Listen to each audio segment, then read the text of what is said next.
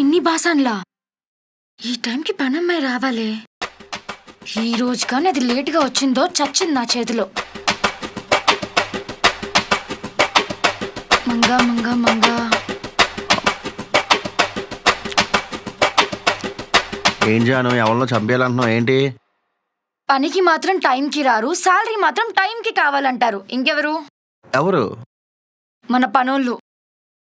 పనావిడ. Hey phone చేయక నేనే చెప్పాను పనావిడ రావద్దని. పబ్లిక్ మెంటలా? ఇన్ని బాసలు పెట్టుకొని రావద్దని ఇలా చెప్తావు? అంటే జాను మనం ఇంట్లో పనావిడ పెట్టుకున్నాను, మా అమ్మ నాన్నకు తెలిస్తే డబ్బులు ఎందుకు వేస్ట్ చేస్తున్నాను, తిరిగి మళ్ళీ అన్నీ తిడతారు, అందుకే పనావిడ రావద్దన్నాను. కాదు బబ్లు, ఇవాళ కాకపోతే రేపైనా అత్తయ్యకి తెలియాల్సిందే కదా. నువ్వు టెన్షన్ పడకు, అత్తయ్య దగ్గర నేను మేనేజ్ చేసి నేను చెప్తాను నాకు పని రాదు అని. నువ్వేం టెన్షన్ పడకు. అమ్మా టెన్షన్ పడక కాదు, మా అమ్మ నాన్న తెలిసిందనుకో రేవిడేస్తారు. ఈ ఒక్కరోజు మనం మేనేజ్ చేద్దాం, రేపు సంగతి మనం తర్వాత చూద్దాం ప్లీజ్. ఎంత మేనేజ్ చేసినా ఇవన్నీ నువ్వే తోమాలి. సరే నేనే చేస్తాను, నువ్వు చూస్తూ ఉండు, నేను పని చేస్తుంటాను సరేనా? ఎవరిని చూడాలి? మా పేరెంట్స్ రాకుండా చూడు.